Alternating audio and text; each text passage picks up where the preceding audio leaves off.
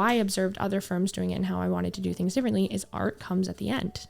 It's an accessory. Right. As the same way that you would choose a throw pillow or something like that. And I basically take that last stage and put it to the front. Or weave it into the process, because buying art takes a lot of time and it's about developing relationships. So it doesn't always happen immediately at the beginning. That's how I'd like it to, but...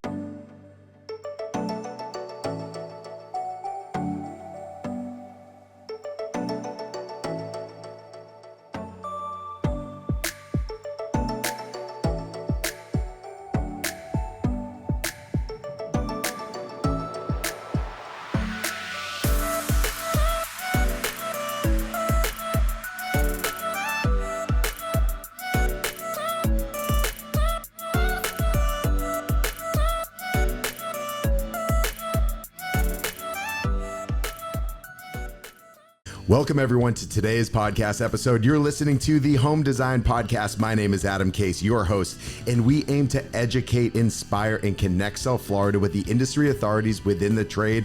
Today, we're sitting down with an art-forward interior designer where we'll be discussing the elements of art and how to seamlessly blend functionality and elevated design to craft curated interiors that inspire. All with Pheobe Oneil of Pheobe Oneil Interiors. Hello. How's it going? It's going well. Yeah, I'm really happy to be here. This is my first podcast. Well, welcome. Yeah, This is the Home Design Podcast. Like I just ran through, we like to bring in the experts in their field. We like to educate our listeners. We want to bring awareness to all components of everything that has to do with the home. And we're excited to have you, because when we're talking about interior design, art is such a big part of everyone's life, whether they realize it or not. It tells a story. But before we get into that, are you ready for the first question? Yeah. Who is Pheobe Oneil? Who is Pheobe Oneil? Well, I am an interior designer. I've got a firm that I started on my own. I went out on my own a little over a year ago. And now the firm has grown. We have 5 of us. The team is 5. And, you know, I think interior design was always something that was so integral to my life in a way that I didn't even realize when I was growing up. Like, my favorite thing to do was to rearrange the furniture in my bedroom. And like, I remember when my dad let me repaint the walls, and that was like such a big deal to me. And I chose like 2 different shades of gray, and I did one wall, one color. And it was just really always something that was interesting to me. But so interesting to me and so like integral to my life that when I was growing up, it wasn't even something that I considered to do as a job. And that carried through when I went to college. So I went to NYU, and I started out in an education major. So I still am involved with kids and stuff like that. I was always really interested in working with kids. In high school, I worked at a community center. In college, I babysat, and right now I'm a Girl Scout troop leader. But so I started in the education major at NYU, and then I really wasn't so happy within that major. I didn't find it as engaging as I thought, and whatever. And I ended up transferring to like the Gallatin School within NYU, which is the school for individualized study, where you make your own major. It's a bit woo-woo, like it's kind of on the internet. They make fun of Gallatin kids for having like, it's your concentration, not your major. And they're like really, 2 sentences long. And it's like, oh, the intersectionality of, whales and dolphins within the context of global, I don't know. I'm just like coming up with something, but that's a whole like internet meme. That's funny. Making fun of Gallatin kids for their like really funny concentrations. But I was never somebody who really liked like the traditional schooling structure, which is funny because I was going to become a teacher, but you thought? Yeah, I thought. Yeah, exactly. And then I got into it and I realized it's not really something I wanted to do. I was like high performing in school because I'm articulate, so I feel like I could kind of like get my way through it, but I never actually enjoyed it or felt really engaged. And I always found that I learned so much better kind of self-directed and in doing rather than sitting and learning. So Gallatin was actually really perfect for me. And they basically, the premise of the schools, there's 12 colleges within NYU. And as a Gallatin student, you can take classes across all the colleges. And like, you can kind of get around prerequisites. Like they do a lot of work to make it easy for you to explore. And I don't even really remember what was the first like architecture class that I took, but I was just so hooked. And I ended up, by the time I graduated, I was taking only independent studies with this like one architecture professor who like really intimidated me. I really liked him and I wanted him to like me. He was so, a typical academic, and I really wanted his approval. And so I, for the first time in my life, like really, really took school super seriously. And so I ended up studying architectural theory, which doesn't have much to do with interior design, but on the front end. But really, if you study history in the history of design, interior design used to be like under the umbrella of architecture. It's only after like the industrialization and people, there's just within the last, century, the population has significantly increased. So obviously we've built a lot more buildings. And so there's become these like subsections of design, but in, the 1950s and before that, from the 1900s to the 1950s, like the architect chose everything down to the color of the drapes, like, and Mies van der Rohe is a really famous architect, and he would design the furniture, he would choose the finishes, he did everything. And so I studied architecture, but it wasn't, and I think people think that it's something that's completely separate from interior design, which today it is. But what I really fell in love with was kind of all of it. And so I really focused in on, modern architecture and also Roman architecture and ancient Roman architecture. And there's a lot of philosophy behind there. So even though I graduated with this degree that doesn't have much to do with interior design, it actually laid like a really strong foundation for me. And I was thinking about doing architecture when I graduated, but I had one professor who, she was amazing. And she was like, one day in class, like casually dropped that she was like really good friends with Andy Warhol, and then just completely like went on with her conversation, as if it was nothing. She was cool. And she had this architect come in who works for Ian Pei, who's like a really famous Japanese architect. And he's like, yeah, unless you're at the highest level, you don't make very much money and you work like crazy, crazy, crazy hours. And so when I was graduating my undergrad, again, I never really liked the traditional schooling system. So I was like, I'm going to take 1 year and try this without grad school. And then if it works, it works. If not, I'll go to grad school.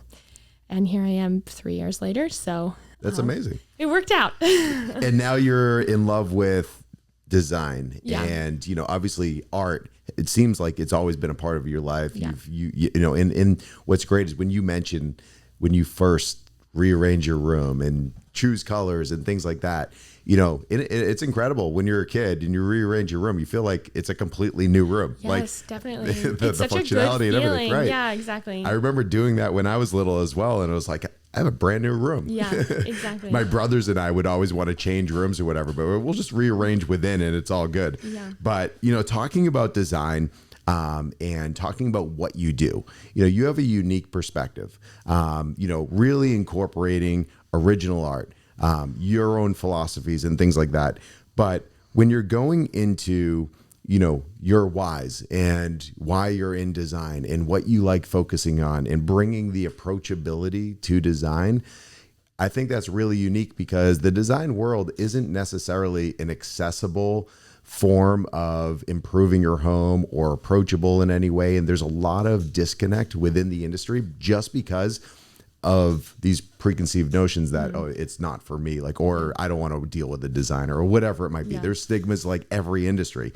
But what can you say when it comes to what approachability means to you in interior design? That's also to go back to college. And that was something that I experienced in college and being in New York and kind of in the art world. I always felt like there was this like stuffiness or unapproachability, like you said. And I never liked that. I hated, being in class and mispronouncing a name of an artist or an architect and somebody be like, oh, it's actually pronounced this way. And like, I don't know, I just didn't like that energy. And I think it's like you still understood who I was referring to, right? Yeah, exactly. So we're all good. Yeah, and right. I mispronounce things all the time, and I don't think it's really that big of a deal. And I just felt like there was this stuffiness that I didn't really didn't resonate with me. And so I kind of, when I started out, I guess it's just like something that I believed in, and it kind of became the philosophy behind how I run my business. Was when I moved down to Miami, because I knew I wanted to leave New York after college. I just didn't want to be in the city. I wanted to be I didn't want to do the winter anymore. So, and so I came down, and I was really, really fortunate to get involved in this membership program through the Fountainhead residency, which is so like kind of kismet in the way that they are an arts organization that is not pretentious at all, despite the fact that they're like world renowned and kind of like run the Miami art scene. Right. So I got lucky in that sense that I found my people. And, in running my business, what I wanted to do is like take this, knowledge and things that I've learned that oftentimes people associate with that inaccessibility and stuffiness, and really make my clients feel really comfortable. And, something that's really important to me at the firm and with everybody that I work with and my employees is like, we're really friendly and still really professional, but really friendly. And because I want them to feel really comfortable. And, sometimes they'll be like, oh, well, I don't know that, or, and I'm like, oh my gosh, it's totally fine. Like, I don't want there to be any stress, because I always make this joke where I'm like, well, thank God you don't know that, or else I'd be out of a job. Like, right. It's good that you don't know about interior design and things like that, because I think there is like a weird like shame associated with that. Doesn't make you, sophisticated if you don't know all these artists and you're not involved. And the thing about the art world is it is very small, and there is kind of a weird barrier to entry because it's all who you know. And it's like a false barrier to entry. Like, I wouldn't even know what a good analogy for that would be, but like, it seems like there's a barrier, but it's actually not there. Like, you can walk through it, but it's just like a facade. And so part of what I do at the firm and what we're doing with Art Forward Interior Design is getting people involved in the art collection process, because it's something that's so fun and so like fulfilling to not just buy a piece of art or have your designer buy a piece of art that feels like an accessory, but to have a piece of art in your house where like you've met the artist, you've been to the studio, or you've talked to the gallerist, like you've developed a connection with the piece and you've chosen it for yourself. And, we're directing our clients in, I will talk to the gallerist before I bring them to the gallery, and I'm giving my opinion, but at the end of the day, like, they're choosing the art that they want. And so when they put it in their homes, it's something that's a lot more meaningful. And then also, I'm using my connections and, that I've built over time to kind of get them through that facade into the art world so they can feel like they belong. And otherwise, I just had a client, we took them to this very private showing at La Cometa, which is a gallery in Miami. They have another gallery somewhere else, but they're very established, and they sell pieces of work for $2 million. But they have what I like about them is they have a really wide range. They do emerging artists as well. And I could tell when they first came in that they were kind of nervous, because it was there was only 25 people at this event, and it was very they had caviar, and it was a wine pairing, whatever. But I had prepped Bella, one of the gallerists there, and, spoken to her about them and what they were interested in. So they you could feel through the night, their tension ease and their discomfort kind of ease. And by the end of it, they were so comfortable and they were having such a good time. And, that was so fulfilling for me, because that's exactly what I'm trying to do is they come in thinking, oh my gosh, this is so intimidating. it's so fancy, blah, blah, blah. Like, oh, we don't know anything. You know, she started saying like, oh, we don't know anything about art. And Bella and I were like, who cares? Like, I was like, I don't know anything about art. That's what she's here for, you know, like, and by the end of it, they were having a blast and felt so comfortable. And that's kind of exactly what we're trying to do, is bring people into this world and be like, oh, it's not so scary. No, absolutely. And to your point, I mean, you're working in the world of two intimidating areas for the majority of people. Yeah. You know, and being so art forward in the sense of design and what you guys are doing for homeowners, for people who want to upgrade their lifestyle and how they live in their homes, and the importance of art, and in particular original art, because, you know, when you buy a piece of art, you know, you're not just buying the aesthetic, you're buying the artist, you're buying the story behind the art, you're buying everything that comes with it, which turns into why people become collectors. You know, they've bought the story. So when looking at art forward design and your approach, and when you have somebody that comes to you that wants you to take over their project, you know, what really is art forward design? And there's so many different elements of type of design, from modern, contemporary, transitional, you know, I mean, there's so many styles. Where do you start? What does that even look like? And what is, just to simply define, art forward design? Yeah. Well, you know, I have an art advisor on my, in kind of the joke I said, where I'm like, I don't know anything about art. Genuinely, like, there is so much to know. Right. And so we have an art advisor on the team, Francesca Neighbors. She actually works at Fountainhead, the residency program, and we're good friends. And pretty much I, you know, joke that a big part of, you know, interior design is like maybe 25%, if I'm being generous, creative, and 75% project management, and like very type A things. And so kind of what the tip, I'll break it down in the sense of how we're doing things differently than a lot of other firms. So typically how things go with a non-art focused firm is they'll design the space, and that, you know, happens in phases, right? And you start with structural, and then you do big pieces of furniture, and then you go to smaller pieces of furniture, and then you go down to finishes. You know, it goes like that. And we do something similar to that. But what they do, and how, or at least how I observed other firms doing it and how I wanted to do things differently, is art comes at the end. It's an accessory. Right. As the same way that you would choose a throw pillow or something like that. And I basically take that last stage and put it to the front, and or weave it into the process, because buying art takes a lot of time, and it's about developing relationships. So it doesn't always happen immediately at the beginning. That's how I'd like it to, but it doesn't always, you know, these are big investments, you know, we're, you know, placing pieces that are $5,000, $10,000. And after they're spending $50,000 on furniture in the living room, they're not so jazzed to spend not always so jazzed to spend an extra $10K for a piece of art. But how I kind of go around that is we're really structured with our budgeting, and I'm transparency about what they're going to be spending is really important to me. And so we bake the art into the budget, so they know and they're approving it. Okay, so yeah, I'm willing to spend $20,000 on art for this whole project. And so then we can take that and I give it to my art advisor, and she basically, we have a conversation with them, and then she puts together a presentation with, you know, 5 to 10 artists that she thinks they'll like, just to get a read. And then from there, when they come back saying, oh, well, we really liked this artist, I hated this artist, you know, whatever, then we set up, you know. What if someone loves a piece of art but hates the artist? Oh, I don't know. Have you come across that yet?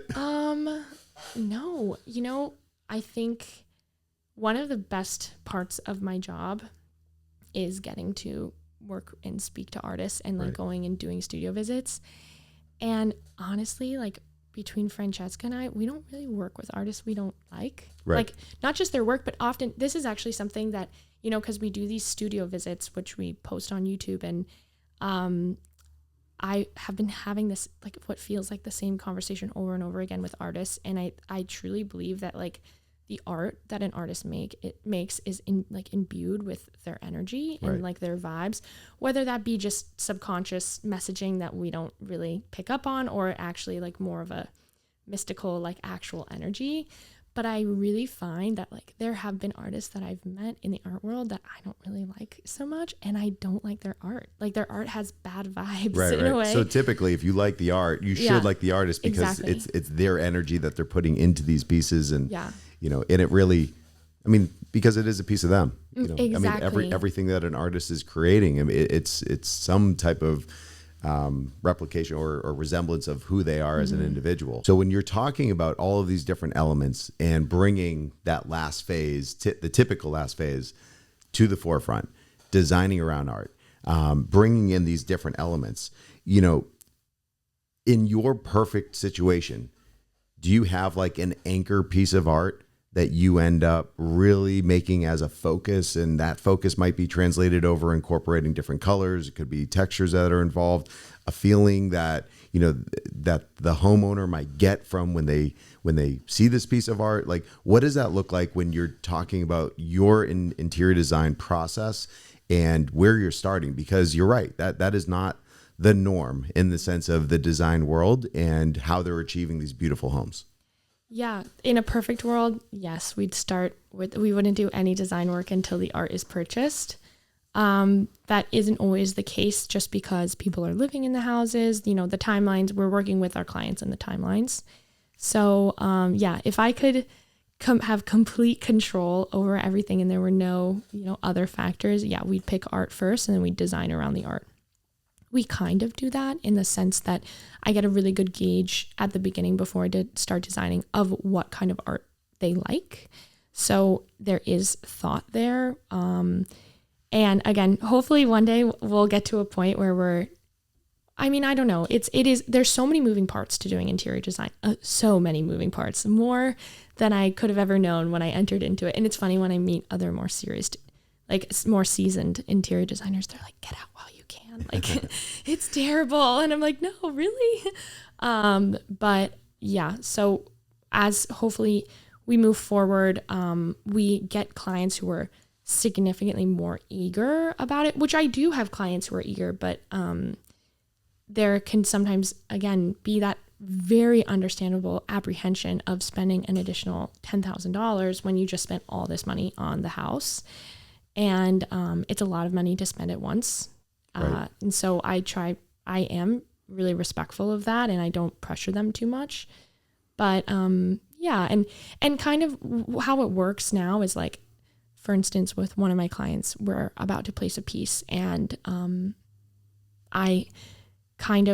it was kind of like an interplay where I was like, oh, I knew what style they liked going into designing the space. I was like, okay, this is how we're going to design it, and I'm going to design with this in mind. And then we found a piece at a gallery that I felt like would be perfect in that room that they really liked. And so I was like, hey, like, I think that if of these, 4 pieces that you liked, no pressure, pick which one you want, we're going to make it work. But if I were to choose them from designing your house, I would choose this one.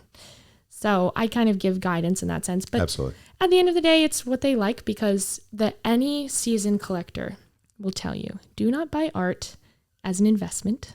That is kind of that's like a bit of a fake thing. People think that it's like investing in the stock market, or, it's better to buy a Birkin, I think, at this point. Don't tell my wife that. No, yeah, exactly. It's a very, it's not very liquid. Buying art, people think it's very liquid. You can just sell it. The secondary market in some of the most, renowned collections of like massive collectors, when they die, like everybody always like references like the Mac Low collection that sold for like $900 million or something. That is not rare. Typical. It's rare. Yeah. And so maybe you get lucky. Like I have a piece that's appreciated a lot because the person I bought it from, like a friend in college, she's like really successful now. But that wasn't, like, it's just kind of random and unlucky. And that's, it's like you might as well buy a lottery ticket. And so you really should be buying art from artists like that you like and art that you love, because you aren't necessarily going to be able to sell it for like a big profit. And that's the thing, like for newer artists, unfortunately, artists that are living, because their art is, obviously it's a different scale. Once obviously they're no longer able to produce art. And I'm sure you've heard of Masterworks and everything when it comes to art investment, because that is a big part of the financial world now, but they're investing in, famous artists and crazy portfolios and everything and blue chip art and everything. So that's different. But that company has made investment in art accessible for all. Yeah. But when going through all of this and talking about, there's a lot that goes into art. I mean, we can literally sit here for a week and talk about every little thing that goes into art and what makes an art piece special and the texture and the process of just the art piece itself. When you're placing it in a home, walls are all different sizes, all different colors, all different textures. People are using walls as their canvas in the sense of, whether it's Venetian plaster, whether it's wall panels, whether it's liquid metal, whatever it may be. There's so many different things that people have really brought on in the sense of what design looks like on walls. When you're going into a design process, whether it's an existing home, new construction, whatever, do you identify key walls or feature walls where statement art should be? Yeah, definitely. Like, I just started in a new project, and immediately when, like, in the dining room, I'm like, there's gotta be a piece of art there for sure. And something big. I think it's clear, especially the more I do this. I don't know, maybe it's always been in me. I joke that, like, people ask always, what's your design process? How do you design? It's really gut feeling for me. I wish I had a better answer to that. I can always, like, come up with an answer after, but so when I walk into a space, usually I can be like, especially if most houses, especially newer houses, are pretty straightforward. You're like, okay, the couch can go here, like especially now with the TV. Right. The TV really limits how you can arrange a space. So, okay, the couch goes here, the TV goes here. Okay, so we'll definitely put a piece. But for sure, sometimes this is just a personal thing, but I bought a piece of art in Mexico City that was huge. And I was like, my friend was like, where are you going to put that, Phoebe? And I'm like, we're going to figure it out when it arrives in my house. And funny enough, it actually fits perfectly in my guest bedroom and is great. But yeah, I think not having space shouldn't be an exact reason not to buy the piece. Like, you can make it work. But sometimes I'll say to my clients, like, okay, we're looking for a piece. When we go into the gallery, I have already a list. Okay, these are the 2 walls that I think we're trying to fill, and these are the dimensions of those walls. And so this is the size of the piece that we're looking for. And, I think we should have something horizontal or more vertical or square or something. Right. So there is those confines. But again, like, I try not to confine too much, because you never know what art is going to really speak to you. And, like, you should buy the art that speaks to you. Right. Absolutely. And the amount of art, because the thing is, when people are listening to this and they're listening to you, like, people love art. The intimidating component is when they start dealing with original art and actual artists and incorporating it into their home. Because we go in and out of a lot of homes. We work with designers, custom home builders. We have a whole media component of what we do, and we film the process of all these projects. And there's a clear line between art being an accent and being a feature within a room versus turning your home into a gallery. Mm-hmm, definitely. And some people love it. We've filmed homes where literally everything in the home was, you may as well have been in a museum, in a time capsule. Like, it was absolutely incredible. I'll show you that video. I mean, they had incredible art everywhere, and it all worked. Mm-hmm. But knowing how to place it, knowing where to place it, knowing which pieces to put together, all of that, that's something that your expertise really comes through. Yeah. So talking about that, like, have you ever gone into a project and took a step back, like, maybe we're going a little bit overboard and doing too much or not enough, or, what is that fine line? I definitely have not yet experienced too much again, because the biggest, struggle that we have is price points, which of course I say, like, if you get the art bug, like the art collecting bug, then it becomes a little bit like an addiction. Right.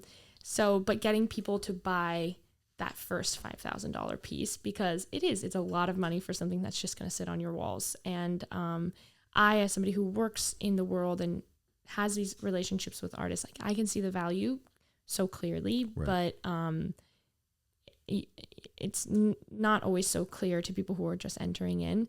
So I wish I had a client where we were buying way too much art and right. I had to like narrow it down, but no, I don't have that yet. If anything right now, it's trying to get them to buy enough for right. the walls. But you know, again, like the thing about collecting is it's something that happens over a lifetime. And,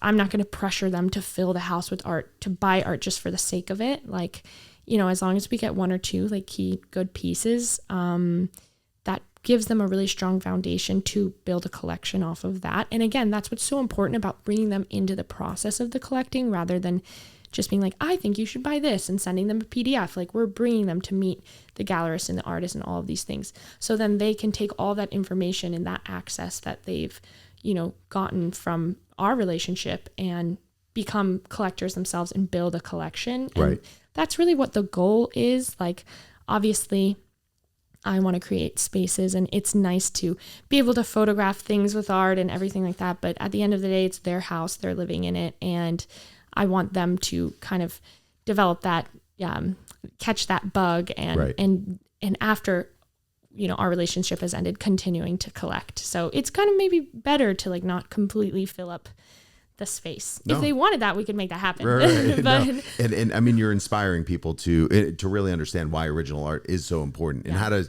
support local artists or wherever it might be. But taking a step back, other than art, is there a component of design in your process and what you incorporate that you would say is like that next most important element that you're incorporating into the design of these homes? Yeah, definitely. And it's funny because these two things are pretty similar, is furniture. And obviously that's I'm an interior designer, right. But more specifically vintage furniture. Okay. So like collectible furniture, vintage, like, you know. And, you know, nowadays they just really don't make furniture like they used to, unless you're buying at price points that are like huge. Of course, this is not a necessarily bad thing because it's reflective of better, you know, labor practices. Right. So it costs a lot of money to have a really high quality piece of furniture made. But we live in a world where there's so much furniture. We don't need more. And it can be there's a lot of like wastefulness around furniture where you buy, I mean, IKEA is a great example where people will buy a whole house full of IKEA furniture and then throw it away. Right. And that's so wasteful. Well, there's a lot of brands that are throwaway furniture. And it's just so like that stuff is just going into a landfill. Like, right. And it's made to be throwaway. So it falls apart regardless. Even if you bought it for not to throw it away, it's still going to fall apart. And IKEA has its place, right? Absolutely. Like in my 100%. closet, I have like an IKEA little cabinet, whatever.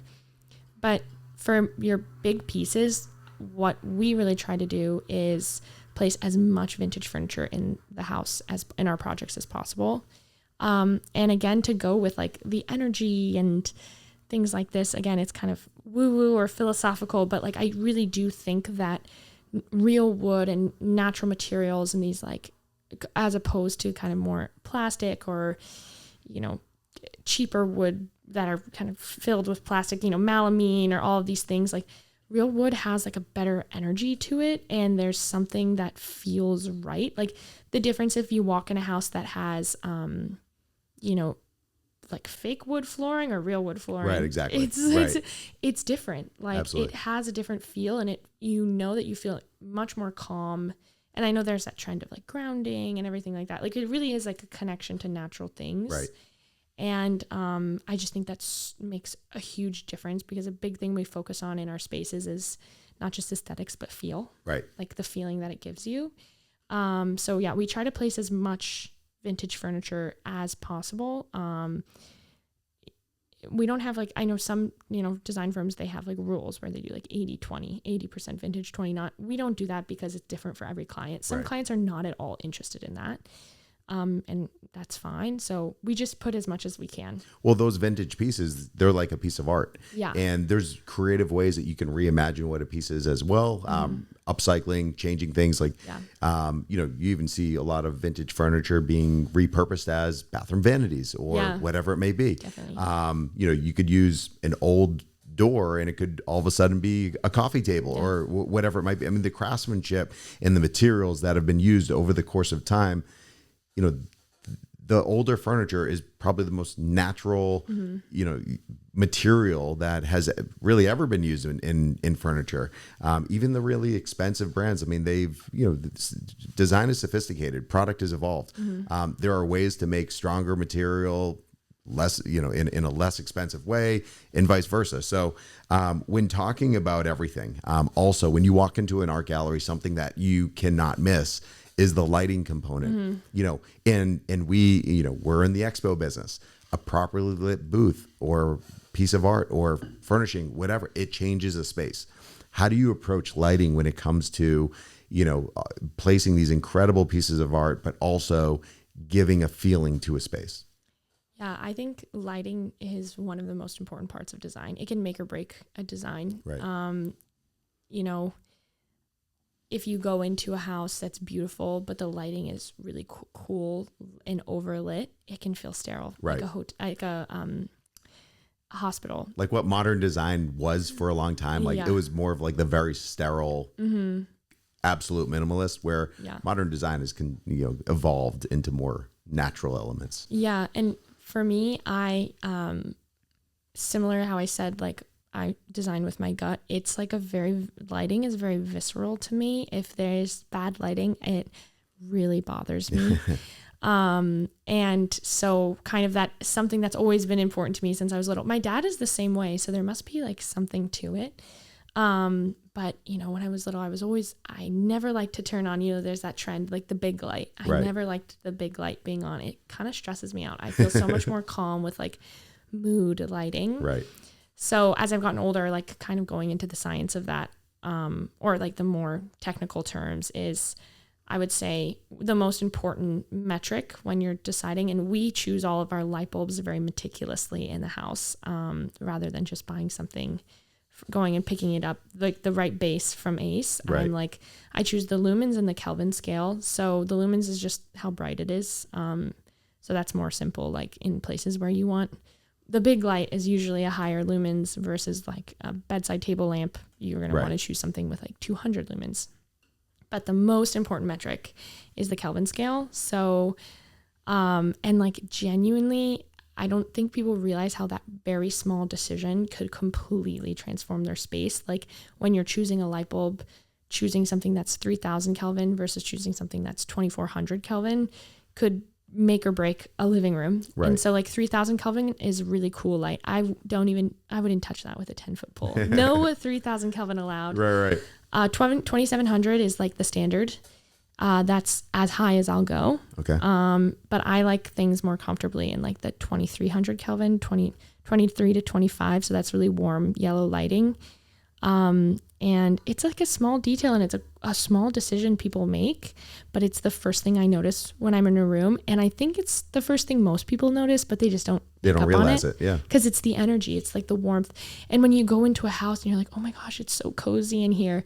Usually you'll find that it's dispersed lighting with warm, like a lower Kelvin. Right. Whether that was intentional or not, or even like you saw like in the 90s movies where people would put like a scarf over the lamp to like bring the brightness down. Like you can, instead of doing those things, like you can make those changes just in a simple decision of like what bulbs you're buying. Absolutely. And when we're talking about lighting is one of the most talked about elements when it comes to the home and automation and everything that it does, because the way we live everyone lives in their home differently, but with lighting, it can replicate natural elements as far as whether, what time of day it is outside, natural light, things like that.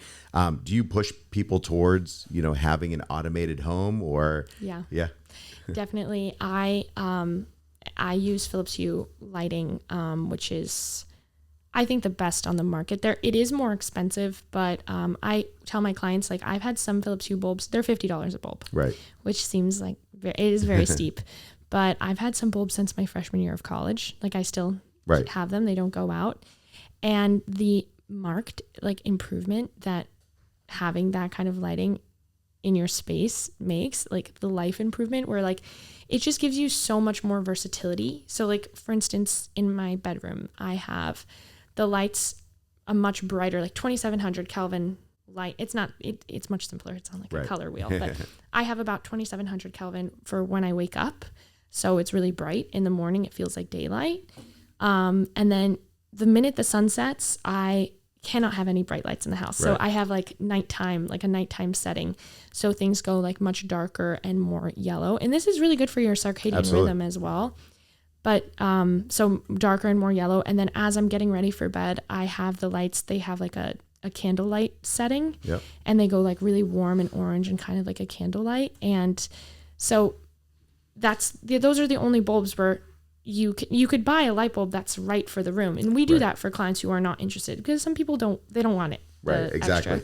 So you can do that. But the fact that in my room on all of my light bulbs, I can have these 3 very different settings, like attuned to how I'm spending time in that space.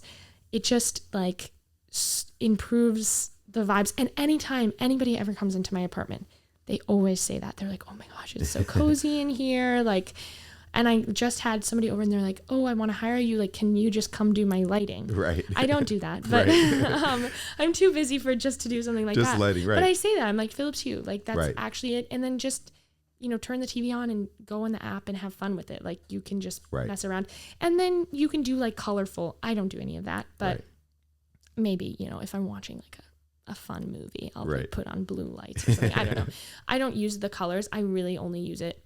But I use the full color range bulbs because they have bulbs that are just like different different brightness or different Kelvin, like cooler and warmer. But I really like orange lighting, so not orange, but like incorporating a warmer, right.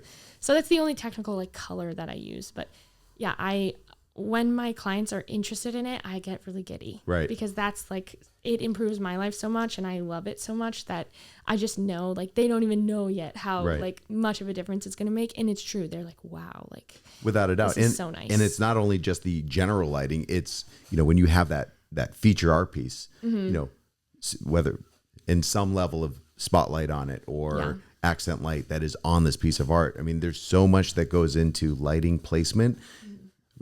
Where as far or adding different types of lighting elements that is focused just for the piece of art as well. Yeah, so that's something a little bit different. Lighting art. I do keep all of when I light art, we put the art if they're using Philips Hue, we put the art lights plugged into Philips Hue plugs. Right. So that way, instead of hardwiring it into the wall, which is typical, we hide the wire and put it into a plug. And that way you can plug it into a Philips Hue plug. So then you can control it. And so like you can have it where when you're wanting this more moody lighting or watching a movie, like the art lights can turn off. You have more control. But yeah, that is like a whole different game. Right. And I use lighting that's specific for art. Right. But again, if we're incorporating it into the Hue system, we like keep that in mind because it is like it's just so nice to be able to control every bulb in your home from your phone. Right. No, absolutely. And, talking about all of these different elements, the natural component, using real materials from furniture, but when you incorporate it into the design, there's natural elements as far as wall coverings, flooring, all different types of materials. Do you have any favorite natural type of products that you incorporate into the design of the home? Natural products. Oh, well, I love real wood. Right. Like, I mean, you just can't beat it. Like good old like furniture made out of like solid wood. Right. It's just, you don't get much better than that. Do you do wood floors often? Like engineered wood or things like that? Yeah, definitely. When we work with flooring, I don't do anything artificial. Right. If they're spending the money to redo the floors, again, it's hard. These things cost a lot of money, and I'm like always sensitive of Right. that. Also, I cost a lot of money, so it's Right. just a lot, you know. Well, it's all factored into the price, and exactly. it's achieving the end result.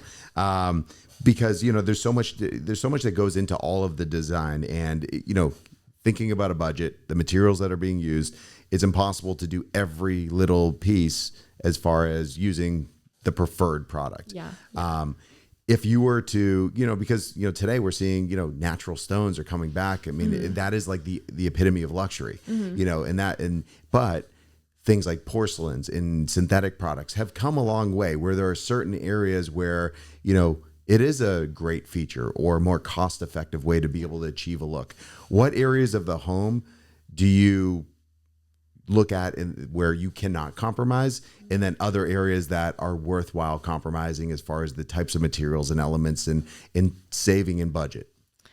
Oh gosh, that's a hard question. That is like the most painful part is breaking where do down you the cut? budget. Yeah. I know. Yeah. Or areas where, you found great products that you really genuinely enjoy using, that you'll push and you'll promote, in the sense of being able that is a cost-effective solution.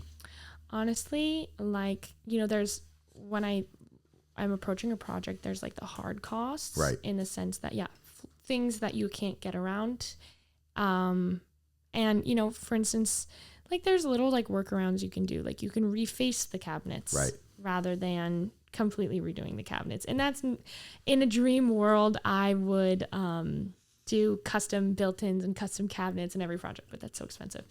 I did actually just recently do a project where we did a custom closet, and the price just really was not what they were. It wasn't the primary room, and we ended up doing melamine, which I was really opposed to, but it turned out looking really nice. Right. So I don't think it's the end of the world. Of course, I would have preferred to do real wood, but it like tripled the price, of course.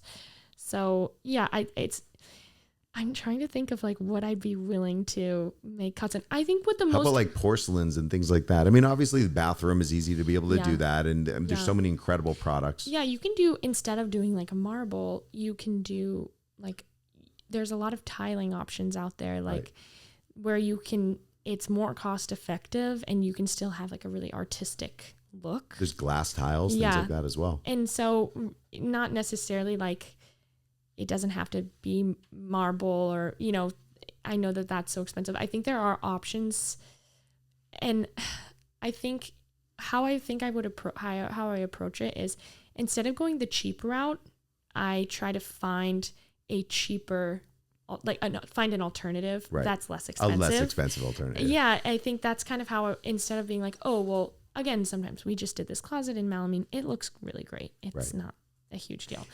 But, and also talking about different areas. I mean, there's no water in a closet. So there are, you don't have to worry about like, the product expanding or getting wet in most cases. So, there are different elements as far as where things are being placed, where it does make sense. Yeah. And it's a closet. The doors are closed. It's not something they wanted to, triple the price. But I think, finding alternatives that are less expensive. Honestly, and another thing that really cuts down is what I was saying earlier, is vintage furniture. Furniture is so much a bigger part of the spend and the budget than I think people anticipate, because it adds up. You can look at one individual couch and you're like, okay, like that's reasonable. But then it's the little things, it's the side table and the lamps, and like each thing is running you, anywhere from $400 to $2,000, and it just really, really adds up. And I think that's an expense that people really don't anticipate, because they know the floors are going to be expensive. They know redoing the bathroom is going to be expensive, but they just kind of, I think, the furniture falls to the wayside. It's like an afterthought. It's an afterthought for sure. And again, what I was saying with vintage and stuff, we really want to keep quality, and a way that we can keep quality without like super inflating the spend is by buying vintage. And that's where we can cut a lot of the costs. So there has to be less sacrifices in like the hard costs of like, again, the flooring and the finishes and things like that. No, absolutely. That's a great point, because, and everybody has their taste. You might work with, somebody, they love modern, and everyone's idea of modern is very different. Because it has evolved and it continues to evolve. And what modern was, mid-century modern to that sterile modern to today organic modern. I mean, there's all different levels of modern and what it means to an individual. But when you're looking at, all these different areas, and, whether we're talking about some, a low budget, high budget, it's irrelevant. What would you say in the sense of when somebody is looking at budget in the starting point?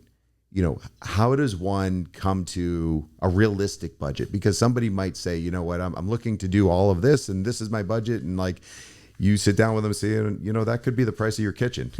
So, what type of conversation, what does that look like for individuals that are looking to redesign, remodel, add all of these different elements and give a new feel to their space, which ultimately improves their home lifestyle? Yeah, it's, again, for good design, the fun part is the creative aspect and the designing. But in order to do that effectively, you have to have a really strong foundation. And how we do it. And it's funny because we get sometimes pushback by clients because they want to get immediately into the design process. And I get that, like me too, but we build basically a proposed budget. And how that works is we have a low end and a high end. So because most people going into this don't know how much this stuff costs. Like I've had somebody approach me once and be like, oh, I want to redo my whole apartment for $5,000. I'm like, that's going to get you the couch. You get the paint cans? Yeah, exactly. Literally. And so people just don't have a concept of how much this stuff costs. Right. So that's why I like to give them a range. So we do research and there's a little bit of designing that goes into that. So we start, we start with essentially like a concept overview, which is a really refined mood board. Right. And so I get an idea of their style. And then we come in and we measure the space. And then from there, I can use that information and kind of like mini design. So it's just, okay, I know in the living room, we're going to need this, this, this, and this. And okay, in the bedroom, we're going to need this, this, this. And we make a budget where we break down everything down to the light bulbs because it's all those little costs that get you. And that adds up. And so, we work with painters and contractors and stuff like that. So we kind of have an idea and we can get quotes from them. And so then I come back to them with a room by room broken down budget on the low end and the high end. And it's itemized. Okay. For the couch, we could spend as low as $5,000, but there's also another couch that I like that's $10,000 or $15,000. So they can see, and so they can go in and it depends on how detailed they want to be, but all the information is there. Right. To make a really informed decision about how much money they want to spend. So I'm pretty much telling them like, this is how we could achieve the project with the least amount of money possible, and it'd be tight. Right. And then if we're going crazy and like you're letting me do whatever I want, this is how much we could spend. Not crazy, because I like joke that whenever I really like a piece of furniture or lamp or something, it's always at least $4,000. Right. At least. But no, not like that crazy. But, I try to give them a range based off of what they've said and kind of what I've garnered from our conversation so far. And then from there, they give me a number, whether it be somewhere in the middle or lower or higher. They're like, oh yeah, let's go higher end. Right. And then from there, I build a budget. And that is while I'm searching for things, I'm not just kind of like willy-nilly picking things. Right. I'm like, okay, we're looking for a couch. These are the dimensions and this is the price range. And then I can kind of narrow it down, which, I charge hourly. So it cuts down on hourly time. And it also just makes it so I don't fall in love with something and then realize that it's either out of budget or it doesn't fit. And that's also a way that we can keep things really organized. So not at the end, they're like, oh my gosh, I didn't know we were going to be spending this much money. Right. But then having it all laid out there, they can really say, okay, well, we really, really want to spend a lot of money on the couch. That's a big deal for a lot of people. Well, everyone has their priorities. Yeah. And they're like, we want to spend a lot of money on a couch. We want a cloud couch. That's like everybody wants a cloud couch. And we want to spend that money. So where can you like cut it down? And that's the great thing about, I never thought that I would use Excel so much in my life. But yes, that's the great thing about like the spreadsheets. Seeing it all itemized. Yeah. And being able to like tweak it and work with it to bring that price down. So that's like a really, really important step in foundation. And clients don't always want to like wait around for it. They're like, no, let's get designing. And I'm like, no, trust me. Like, this is for your sake. Like, I would prefer not to work on a budget, but I promise this is like going to be better. And I find that when they really know at the beginning, it makes the entire process less stressful, and it garners trust, which is really important. Well, transparency and everything that goes into it. And, you know, you get to that point where you have to reverse engineer everything and also create some type of budget for the unexpected things that come up. Because when you're getting into remodeling, there is going to be things that come up, changes that have to be made, just whatever it may be. You might not realize that there's electrical in an area where all of a sudden it is, or a live wire that's been hidden behind the wall for however many years, or plumbing, whatever it might be. So, you know, those are the hard conversations, you know, as you're going in, for them to understand, say, listen, like, things can change as you're going through that project because of the unexpected. Yeah, we had that in a project where they bought a house and they ended up having to do $20,000 worth of electrical work that we had no idea about until they got into the walls. Right. That was, and once it's open, you have to fix it. Yeah. And that was really hard. And because of that, we're like putting things on a little bit of a pause for a little while. But again, like, I think something that's really important is trust with my clients, and I want them to feel comfortable, because it's so intimate to like have to design someone's home. And so they were like, hey, like, we weren't expecting to spend this. We need to pause for a couple months. And I'm like, that's fine. Right. That's okay. Like, we'll pick back up, because I don't ever want them to feel uncomfortable or like pressured to spend money, because it's a lot of money. And designing a home honestly all at once is a lot of money on the front end. And such a privilege that people are trusting me with that. And so I try really hard to, when things like that, unexpected things come up, I'm as respectful as possible, and like, hey, no problem.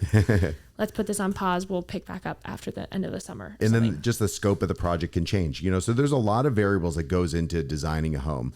But hiring the right designer is so important. And through this conversation, we can clearly see why hire a designer, because, you know, it's your experience, you know, from space planning to product selection to art placement to art selection. Like, you focus in an area that a lot of designers have no idea that they're unfamiliar with, as far as your networks and everything.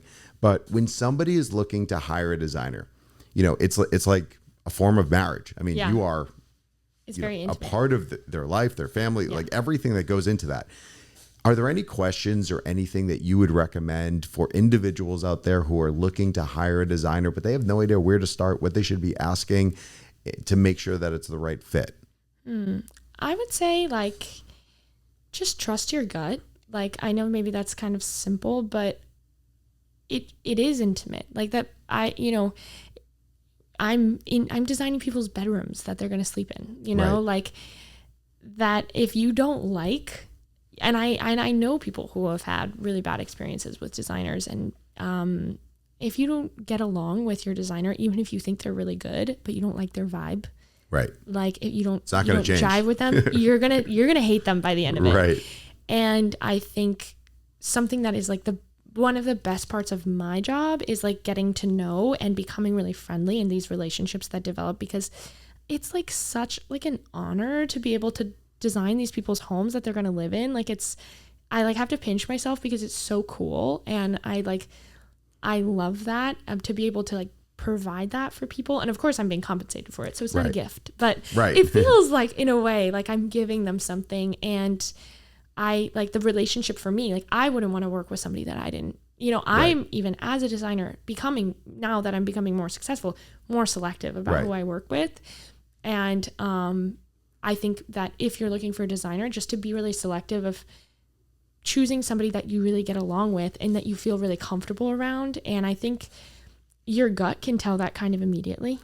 And like, if you feel like intimidated by them, or, oh, I don't want to say the wrong thing, or, oh, I don't know how to say that, what the words are, or whatever, they maybe aren't like such a good fit, because they're going to kind of make you feel bad the entire time. So like finding somebody that's friendly and fits your Yeah, vibe. I don't know. I know that's so Gen Z to say fits your vibe, but Right. who fits your vibe is so important. No, without a doubt. And it's extremely important because who you work with, you're hiring the individual because you want to be comfortable with who's in your home, who you're working with, being able to pick up the phone if you have a question, whatever it might be, and having that transparency and that access to the individual.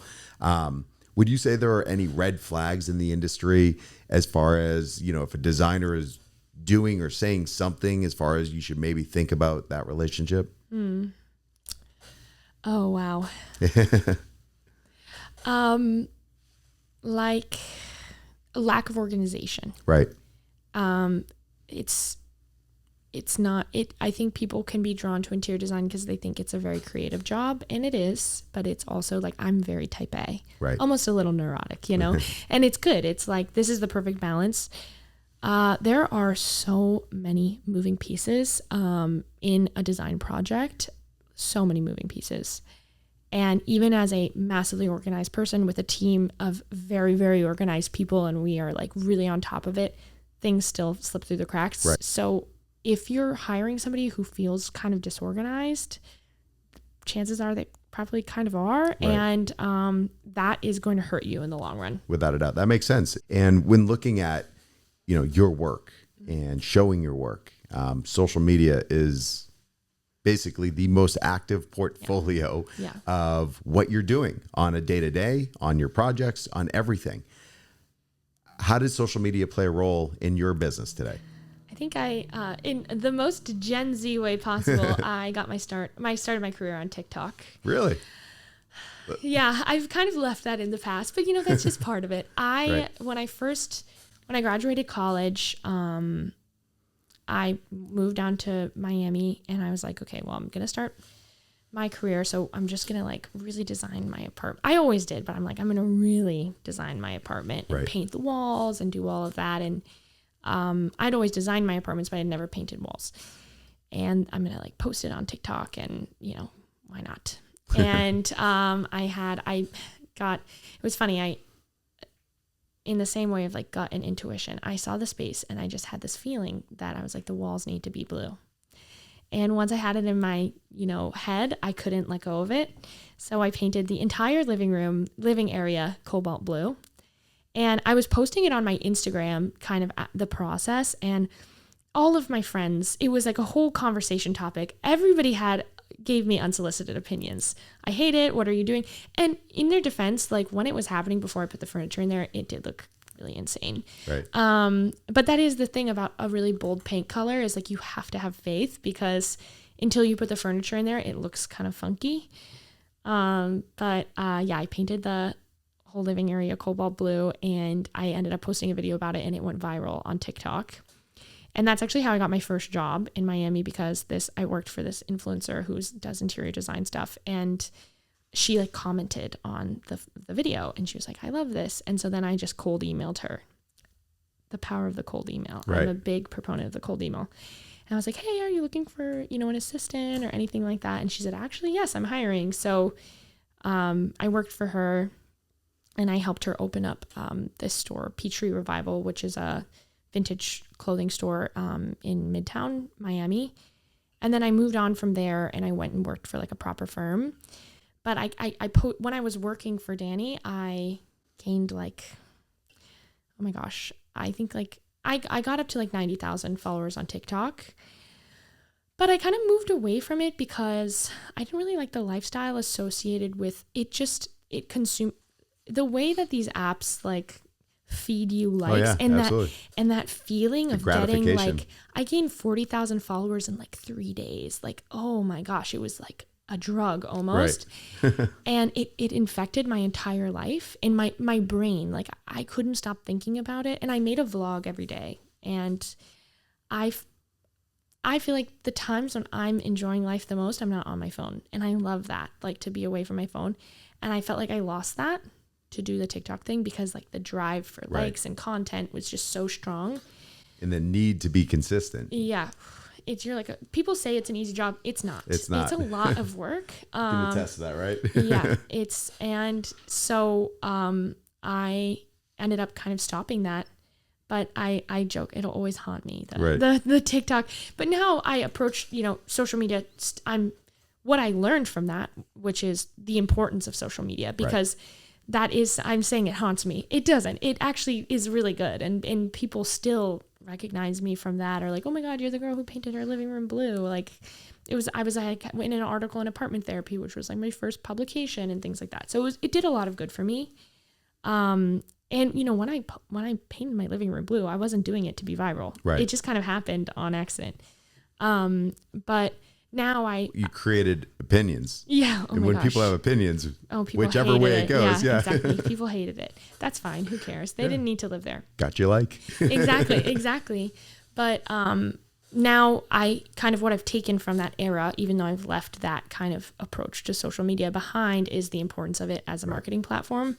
So I use I have a videographer, and we have our YouTube channel where we post studio visits, and Tony, who arranged all of this, she helps me with my social media, and we post artist spotlights, and we do a weekly roundup, which is the finds that we found, like things that we found, a combination of vintage and new interior items that we like, an insight, so something that I learned and want to share, right, and a project highlight, so a project that I came across that I really liked. So we post that once a week. So even though it's my personal Instagram, there's like a business aspect to it that we post these other things, and I try to post really consistently and using that as a marketing platform. Yeah. No, it's really important because, as you know, I mean, what you're posting, it gives people that's the easiest or one of the best ways to be able to personalize your brand. Yeah.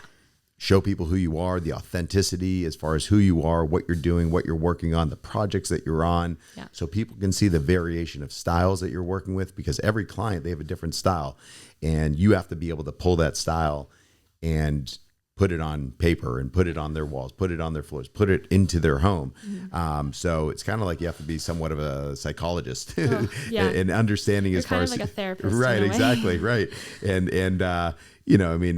different people, whether, it's for an individual or for a couple or whatever. I mean, you have to be able to pull inspiration from all levels to give everyone what they're looking for, but still give them what the reason for why they hired you. Yeah. No, that's actually my favorite part of the job.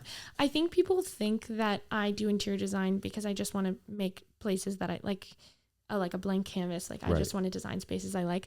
I keep saying I have many favorite parts of the job. I really like my job. You love what you do. I love what I do. Yeah. But one thing that I really like is the challenge of taking what they're interested in and like translating that into something through through the filter of my style and my, design ethos and things like that. And then creating something that they are really happy with. Right. Like that is so satisfying. Again, like it's a feeling of like privilege to be designing these people's spaces. So it's like, I really am interested in it being something that they really like. Right. And like, I get giddy and excited when I feel like I've gotten that. And like, we're doing a presentation today for one of my clients, and I'm so excited to see what he thinks and like what he's going to say. And that like feeling of excitement, like that is something that really makes my work so enjoyable. So it's not just, I'm not just making a space that I think is nice. Like I'm making a space that they're going to think is nice and that they're going to like, and there's something really like rewarding about that. And again, like that I get really, really excited about. And I think it keeps the job really interesting. Well, talking about exciting and designing spaces and things like that, you have some new things happening going on. You're designing a very special space for yourself and, really bringing to life everything that you stand for, your business, the space itself, the purpose of it. Tell us about it. Yeah. So basically in the last 6 months, my team has grown and there's more of us, and we have been working from my dining room table, and I'm going a little bit crazy. When you work from home and it's just you, actually, I think it's just hard. It's nice to have a place to work. So I knew that I wanted to like open an office space eventually. I just didn't know we were going to grow as quickly as we did, or I didn't know that it was going to be as hard as it was to be working from my house. Right. So I knew in 2025, I set the intention that I wanted to open an office space, and I knew that I wanted that office space not to just be an office, to have different functions. And it just happened sooner than expected out of necessity and also kind of chance, that's always how things work. It was like my friend's birthday, and we all did like a Pilates class together in the morning at 7 a.m., which I do not do 7 a.m. workout. I'm more of an 8 a.m. kind of workout class. And then after, I was bringing, something from my client's house to my upholsterer to drop it off. And so I was just on my way home. I stopped there, and I had been to my upholsterer's office before, and she's like a really cute little office with like a big window. It's really nice. It's like the size of this room. And I had to call her because she told me that the door was unlocked, but it wasn't. So I just called her. I was like, I placed it right outside. It's a little office building, so it was fine. And I was like, Mitchie's like, I love your office. Like, do you know if any of these units are available? Like, I'm kind of looking to do something. And again, it was just some random Wednesday. I wasn't thinking about that. I was like about to go meet my assistants to start the workday. And she was like, oh, okay, well, I think so. So let me call the realtor, like landlord, and he'll reach out to you. So I get in my car and I go to pull out of the parking lot, and this guy comes out waving at me, and I'm like, oh, hi. He's, are you Phoebe? Yes. Oh, okay. Well, do you want to come see the units? Sure. And so I text my assistants, I'm going to be a little bit late. So the 2 units that he showed me in that building had no windows. So I was like, that's not what I'm interested in. If a unit like my upholsterer's opens up, let me know. And because again, I didn't start that morning looking for an office. It was just kind of random. And so he was like, well, would you be willing to go look at another space? Because, we have something that we just got. It's down the road. And I was like, okay, sure. And so I go, and it was this kind of dingy, dark back unit with a weird entrance. And I was like, I really don't like this. Right. And he was like, okay, well, what's your budget? Because I have another space right across the way, across the hall that, maybe you'd like. And it was this little retail space. And again, with energy and everything, there's just something that felt really right when I walked inside. And it was full of stuff and terrible wallpaper. It was just really messy in there, but there's something felt really right about the space, and I really could envision myself in it. So I was like, okay, well, interesting. Yeah, maybe we could do something. And kind of simultaneously as this was happening, we had started to, because I told you we do a lot of vintage, we source a lot of vintage for our clients. And I had gotten a storage unit because sometimes we would find something vintage that was just too good to pass up. Right. So I was like, okay, we're just going to take this because I can't let this go. Right. If we tried to place it and they didn't like it. So I had simultaneously, I currently have this storage unit with some furniture in it. So I drive home. It's only a couple minutes from my house. And I call my dad on the way to ask his opinion. And he says, don't do it. He says, you should just wait some more months and, whatever. And I was so disappointed when he said that. And again, trusting my gut and things like that, I went back and I was talking to my assistants, and, I had gotten my start in my career opening up a vintage store, and my head design assistant, she used to work at that store. She came to work for me. So she was the manager. So I was like, guys, do you think that we could run a vintage furniture store? Do we have time? Right. Could we do this? And both of them were like, yeah, all let's do it. So I was like, okay, let's rent it. Right. And so I slept on it because I'm not so irresponsible. Right. And then I signed the lease the next day. And then he ended up offering me that back space that was so dark and dingy and terrible. And so now we knocked down all the walls, brought a bunch of natural light into it. We're painting all the walls white and redoing the floors, and we're making this really beautiful retail space. And essentially what we're doing is I'm working with my art advisor, and we're putting together art exhibitions. So not like a gallery, because galleries represent artists. Right. We're just an exhibition space. So we're just showing artists. And kind of as proof of concept of what we're trying to do in our art forward interior design is we're going to do salon style exhibitions, in the sense that it's going to be amongst the vintage furniture. So it's a little different than a typical vintage furniture store where you walk in and it's packed with stuff. It's going to be really curated. Like a showroom. Yeah, like a showroom. Yeah, exactly. And it's going to be for our first show, we're showing this artist, Maritza Caneca. She's a Brazilian artist. She's amazing. And she does a lot of work with pools. So lots of blue, very like beautiful, serene. So we have the art that we know we're showing. And then from there, like we have a 3D model and we know what furniture we have. So we built like these vignettes around the art to kind of curate the furniture with the art. So it all is going to like come in together and be one. So we're opening May 15th. Amazing. So I'm really excited. And then it's going to function as our offices. So we're going to work from there during the week, which I think, again, will be so much more interesting to like have this other aspect. Again, it's proof of concept of what we're trying to do. And also we already had this storage unit full of furniture. Right. So we're selling this furniture and we can place it with our clients too, but to other people who can't necessarily hire an interior designer, but still want really curated high-end vintage pieces. And then also working, kind of highlighting emerging artists in Miami and uplifting them. No, it's exciting because, the thing is like, even if somebody wants to just buy vintage furniture, yourself as an individual, an expert in this area, in this space, you're working with vintage furniture, you know what you're looking for. So they know that what they're buying from you is kind of like an approved piece, like it's gone through the process, and being able to add those elements. So, we're all really excited for you. We congratulate you on this new venture, but you're going to be surrounded by inspiration. So it's going to be really exciting for, just the growth of your business as a whole. But, we've talked about a lot of different areas of design, of art, of lighting, of working with clients, everything that goes into your business and the design business and expectations and everything. Is there anything that we didn't cover that you want to bring to light or address in any way? We really did cover it all. I don't know. I think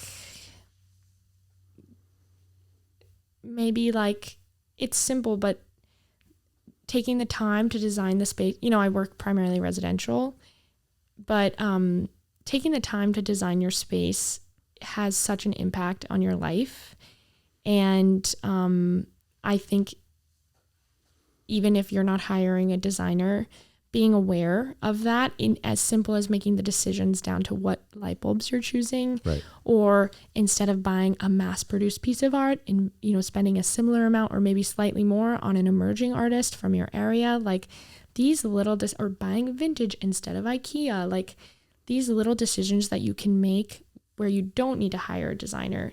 You should hire a designer, but where you don't need to hire a designer, maybe that's out of your budget range, like that's okay. You can still curate your space and like the environment that I think so often now, especially with phones and everything, everybody's so disconnected from the environment around them. Absolutely. And, I was just listening to this podcast and I was talking about how like we're an inside generation, how everybody spends so much time inside. I try to spend as much time inside as possible, but also since we're spending so much time inside, you should take it.